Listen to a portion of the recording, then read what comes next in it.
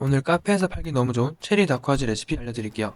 제가 매장을 운영했다면 무조건 판매했을 디저트입니다. 아무한테도 안 알려주고 유튜브에서 최초로 공개하는 레시피니까 꼭 끝까지 봐주세요. 그리고 초보자분들을 위해 정말 자세히 설명하는 무료 강의도 제공하고 있습니다. 무료 강의가 필요하신 분들은 아래 고정 댓글에서 확인해주세요.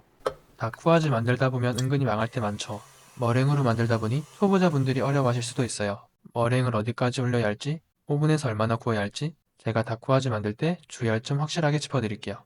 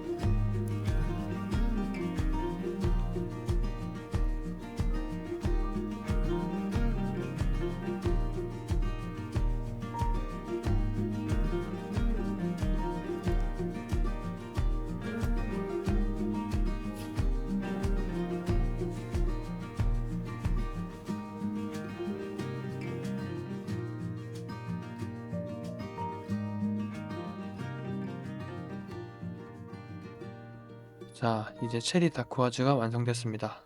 체리는 사계절 내내 손쉽게 구할 수 있어서 카페 메뉴로도 정말 좋아요. 무료 강의에서는 카페에서 판매할 때 유용한 팁들도 함께 알려드렸어요. 디테일까지 꼼꼼하게 설명했으니 놓치지 말고 꼭 확인해보세요. 그리고 오늘은 제가 어떻게 베이킹을 시작하게 됐는지 이야기해보려고 합니다. 저는 베이킹을 단순한 기술이 아니라 제 인생을 바꾼 하나의 길이라고 생각해요. 처음 요리에 관심을 가지게 된 계기가 있어요. 우연히 마스터셰프 코리아라는 프로그램을 보게 됐는데 이유를 모르겠지만 그걸 보면서 눈물이 나더라고요. 그때 처음으로 나도 저렇게 요리를 하고 싶다는 감정을 느꼈어요. 그렇게 요리를 시작했고 양식 레스토랑에서 일하면서 자연스럽게 디저트를 만드는 법도 접하게 됐어요. 식사가 끝나고 디저트를 서빙하면 손님들은 하나같이 와 하고 감탄하곤 했어요. 처음에는 단순히 요리의 한 부분이라고 생각했는데 만들다 보니 디저트가 주는 매력에 완전히 빠져버렸어요. 그때부터 디저트를 더 깊이 배우기 시작했고 지금도 여전히 같은 감정을 가지고 있어요. 그래서 제가 이 영상을 찍는 이유도 단순히 레시피를 알려주기 위해서가 아니라 여러분도 베이킹을 하면서 저처럼 즐거움을 느끼셨으면 해서예요. 베이킹은 단순히 재료를 섞어 굽는 과정이 아니라 그 안에 나만의 감정과 이야기를 담는 일이라고 생각합니다.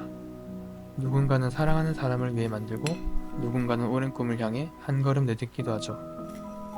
오늘 영상이 여러분에게 작은 영감이 됐다면 그리고 오븐을 켜고 싶어졌다면 그걸로 충분합니다.